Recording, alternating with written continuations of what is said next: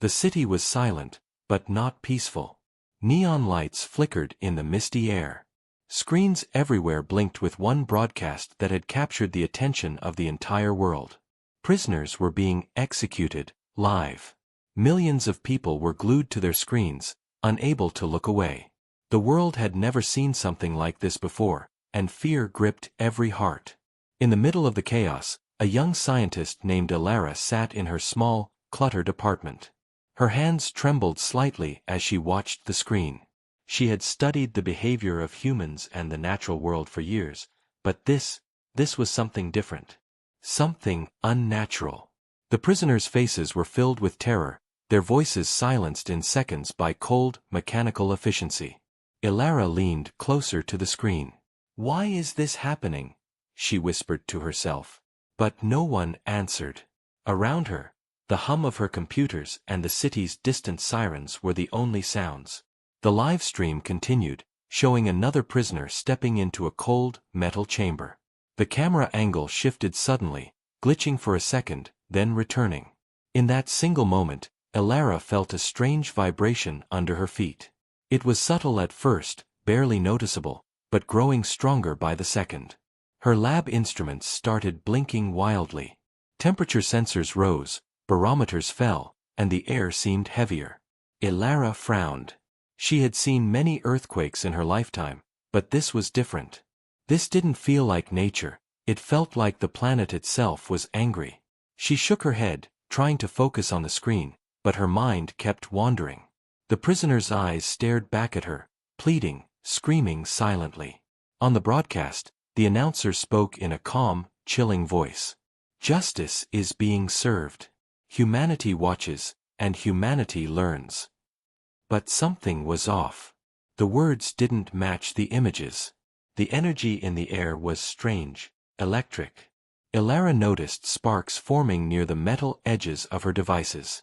The ground trembled, small cracks appearing in the floor beneath her feet. Her heart raced.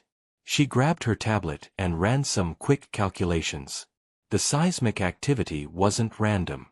It followed a pattern, almost like a rhythm. Each execution seemed to trigger a reaction. The Earth itself was responding.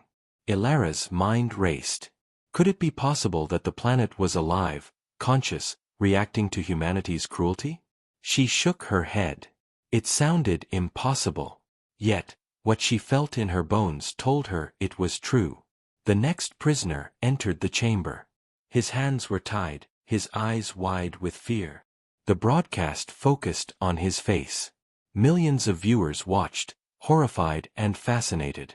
Elara couldn't look away, even as her instincts screamed at her to run. The room shook harder now. Books fell from shelves, and a lamp crashed to the floor. She clutched her desk to keep from falling. Suddenly, the screen flickered. The prisoner's face disappeared for a moment, replaced by static. Then, in that brief flash, Elara saw something terrifying, a shadowy figure standing behind the executioners. It was tall, humanoid, but its face, she couldn't make it out. It moved too fast, almost blending with the shadows. She blinked, and it was gone. Elara felt a chill run down her spine. She tried to rationalize it. Maybe it was a glitch in the feed, she thought.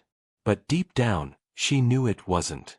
The tremors grew stronger, shaking windows and rattling doors. Lights in the city outside flickered and went out for a few seconds. People screamed in panic.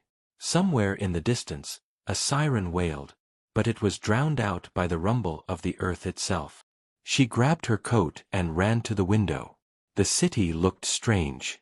Clouds swirled unnaturally, glowing faintly with green and orange light. Wind howled through the streets, tearing signs and banners from buildings. Cars swerved out of control, people running in every direction. Elara realized this was no ordinary storm. The planet was reacting, punishing humanity for watching, for enjoying, for ignoring the suffering. Her heart pounded in her chest. She turned back to her monitors. The live stream was still running. Another prisoner stepped into the chamber, his face pale with terror. The executioner raised a mechanical arm, and Elara froze. She wanted to scream, to shut the broadcast off, but her fingers hovered over the controls. Something in her gut told her to watch, to understand. And then it happened. A massive tremor shook her building violently. The screen went black for a second. The power came back on, but the feed had changed. The camera angle showed the city outside, but it was wrong. Too empty, too quiet. Shadows moved unnaturally, as if the city itself was alive. Elara felt an electric pulse through her body, like the earth was trying to speak directly to her. She stepped back from the monitor, breathing heavily. Her mind was racing, trying to make sense of what she had seen. And then, a voice whispered in her ear, not through speakers, not through the broadcast, but in her mind. "It watches you too." Elara stumbled back, eyes wide. She didn't know if she had imagined it, but something deep inside told her it was real. The planet, the Earth, was awake. And it was angry. She sank to the floor, her gaze locked on the dark screen. She whispered, almost to herself, "It's not just humans watching, something is watching back." And outside, the city trembled again, louder this time, as if the Earth was preparing to show its true power. The morning after the broadcast, the world felt different. Cities that had once been full of life now shook under sudden, violent tremors. Streets cracked, buildings leaned at impossible angles, and fires burned without warning. People screamed and ran, unsure where to go. The sky was a strange, burning orange, swirling with violent clouds. Elara watched it all from her apartment, her eyes wide with fear. She had barely slept, haunted by the memory of the shadowy figure behind the executions. Now, the tremors and strange storms confirmed her worst fear. Earth itself was fighting back. She grabbed her bag and rushed to her lab, hoping she could find answers before more chaos spread. Her lab was already buzzing with alarms. Monitors flashed warnings of seismic activity worldwide. Data poured in faster than she could process. Cities on every continent were under attack, not by humans, not by machines, but by nature itself. It was as if the planet had decided to punish humanity for watching, for allowing cruelty to continue. Elara's fingers flew across her keyboard. She tried to trace the source of the live broadcast. It wasn't easy. The organization behind it had hidden every trace of its location. But Elara noticed patterns. The executions, the timing, the reactions of the Earth. Every event triggered a new disaster. Every life taken seemed to fuel storms, quakes, and floods. She spoke aloud, her voice trembling. "It's like Earth is alive. Like it's judging us." Outside, the world grew darker. Waves crashed into cities far from the ocean. Forests uprooted themselves, twisting and tearing as if the trees had arms. In one city, a massive sinkhole swallowed half a district. People screamed in terror as the ground buckled beneath their feet. News channels reported confusion and panic, but no one could stop it. Governments were powerless. Armies were useless. Humanity had lost control. Elara's monitor beeped. She had traced the live broadcast to a hidden facility in the mountains. Security cameras showed the prisoners being forced into the execution chambers. The announcer's calm voice echoed through the feeds. "The world watches. Humanity learns." Elara felt rage and fear at the same time. "They don't understand," she muttered. "They think they control everything, but they don't even see what's coming." Determined, she left the city in a small hovercar, heading toward the hidden facility. The journey was dangerous. Tornadoes ripped across the highway. Bridges collapsed without warning. She narrowly avoided falling debris and cars tossed around like toys. Every mile felt like a race against time, against an Earth that was slowly waking up.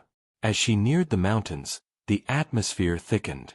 The air crackled with electricity. The sky was a deep green, clouds swirling unnaturally. The ground shook beneath her vehicle, throwing her against the seat. She clutched the controls, heart pounding.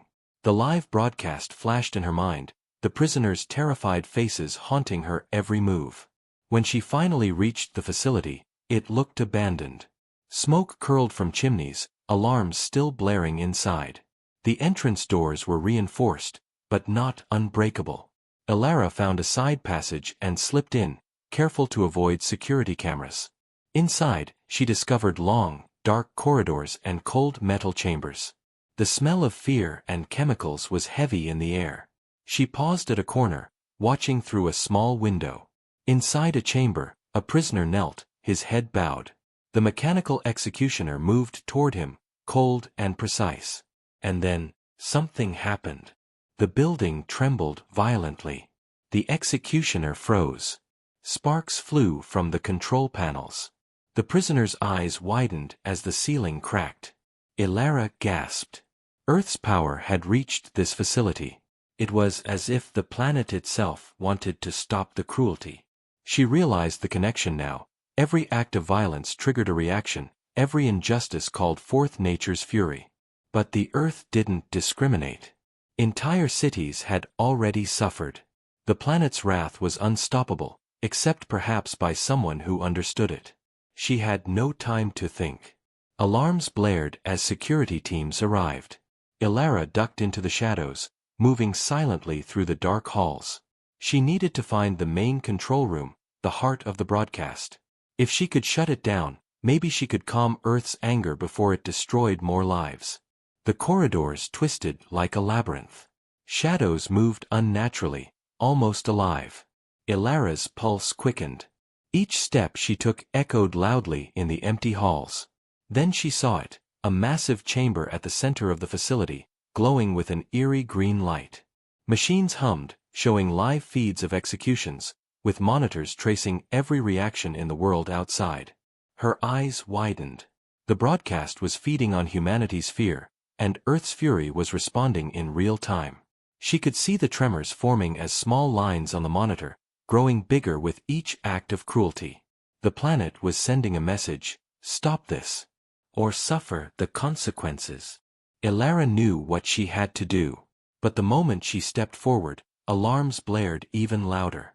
Security bots moved in, their mechanical limbs clanging against the floor. She had no choice but to run. She ducked into a side tunnel, barely escaping as explosions rocked the facility. The building shuddered as Earth's anger ripped through it, tearing walls and collapsing ceilings. Outside, she looked back. The facility was crumbling, engulfed in smoke and debris. Fires burned, and the air was thick with ash.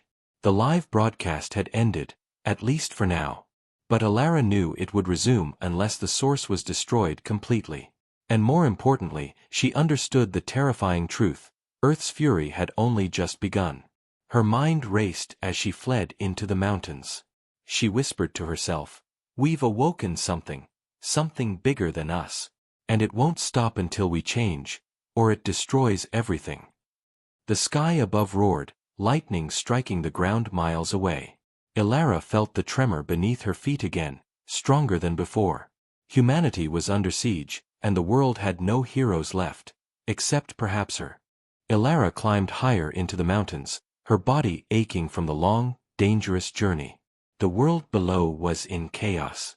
Cities were reduced to rubble, rivers overflowed, and wildfires raged out of control. From this distance, the destruction looked unreal, almost like a nightmare. Yet she knew it was real, and the planet itself was alive with anger. She stopped at a cliff's edge, looking out over the land. The sky pulsed with strange green and orange light. Clouds twisted into unnatural shapes, as if the wind itself were forming patterns. Lightning arced through the sky in slow, deliberate flashes, illuminating the trembling earth. Elara swallowed hard. She had spent her life studying nature, but she had never seen anything like this. It was as if the earth had a mind of its own, watching, judging, and punishing humanity. Her mission was clear. She needed to stop the executions at the source, the hidden facility in the mountains that had broadcast the horrors to the world. But she had learned something important: Earth was not just angry, it was communicating. Every tremor, every storm, every lightning strike seemed like a message. She could feel it in her bones, a strange energy pulling her forward. Elara entered a narrow canyon, the walls glowing faintly with green energy. The closer she got to the facility, the stronger the vibrations became. She could almost hear a voice, not words, but a feeling. The earth was speaking, urging her to act. She shivered. This was bigger than any human war, bigger than any storm. She realized that the planet was alive, conscious, and it was responding to humanity's cruelty. The facility came into view, dark and imposing against the glowing sky. Despite the damage from Earth's attacks, security drones patrolled the perimeter. Mechanical claws scraped the ground, and sensors scanned for movement. Elara crouched behind a rock, studying their patterns. She needed a plan. She couldn't fight the machines directly, not without risking her life. She remembered the artifact she had seen in the facility before, glowing faintly. Perhaps it could help her connect with the Earth more directly. If she could harness that energy, she might be able to stop the executions and calm the planet's rage. But first, she had to get inside. Elara slipped through the shadows, moving quickly and quietly. The machines scanned the area, their sensors humming with precision. One passed just a few meters from her, but she held her breath and pressed herself against the wall. When it moved on, she darted forward, heart pounding. Every step felt like a gamble. Outside, the world continued to quake, mountains shifting and rivers surging with unnatural speed. Finally, she reached the entrance. The doors were heavy, reinforced with steel, but not unbreakable. She forced them open, the metal groaning under her weight. Inside, the facility was dark, except for the green glow of energy lines running along the walls. The hum of machines filled the air, synchronized with the tremors outside. The place felt alive, as if the Earth's energy had seeped into the very walls. Elara moved through the corridors, guided by instinct. Shadows twisted around her, almost as if they were alive. She reached the central chamber where the artifact lay. It pulsed with a strange energy, almost calling to her. She stepped closer, placing her hands on its surface. Immediately, a surge of power flowed through her body. Images flashed in her mind: storms, earthquakes, the lives of millions affected by humanity's cruelty. And beneath it all, the Earth itself, watching, feeling, deciding. A voice echoed in her mind. You cannot stop it alone. But you can be the bridge. Elara realized what she had to do. She had to link herself to the Earth, to become its messenger and guide. Only then could she stop further destruction and save the remaining prisoners. She focused, opening her mind to the strange energy, letting it flow through her. The tremors outside intensified, as if the planet were testing her resolve. Suddenly, alarms blared. The facility's security systems had detected her presence. Mechanical hunters moved in, their metal limbs clanging against the floors. Elara's connection with the Earth gave her strength. She moved with unnatural speed, dodging the machines, her mind synchronized with the planet's energy. The hunters fell one by one, thrown aside by tremors and sudden bursts of force. She reached the control room. Monitors displayed the live executions. The prisoners were terrified, some already moments from death. Elara's hands moved over the control panels, guided by intuition. She redirected the energy flowing from the artifact into the facility's main system. Screens flickered, alarms screamed, and then the broadcast feed went black. The executions stopped. Outside, the world seemed to pause. Tremors slowed, winds calmed slightly, and lightning flashes softened. Elara felt a connection with the Earth she had never imagined possible. It was alive, aware, and it had listened. But she knew this was not the end. The planet's anger was powerful and far from gone. Humanity had been warned. Elara stepped outside, looking at the glowing sky. The storms still raged in the distance, but she felt hope. She had survived, and she had intervened. The Earth had awakened, but perhaps it could be reasoned with. For the first time, she understood that humans were not the rulers of the planet. Earth itself held the power, and it would not forgive cruelty. She whispered to herself, her voice lost in the wind, "We've awakened something, something bigger than ourselves. And now we must learn to live with it." Lightning struck a mountain peak nearby, illuminating the devastation and the beauty of a planet alive with force. Elara felt a surge of determination. Humanity had been tested, and now, the real challenge had begun: survival, understanding, and redemption. The Earth had awakened, and the world would never be the same. The world was holding its breath. Cities lay in ruin, rivers overflowed, and forests burned, yet somewhere in the chaos, a single truth remained: the Earth had awakened. Its power was undeniable, and humanity had no choice but to face the consequences of its cruelty.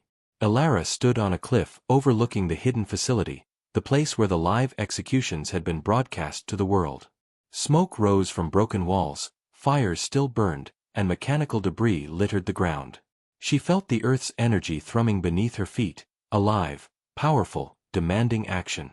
This was the moment she had prepared for. If she failed, the planet would continue its wrath. She took a deep breath and focused.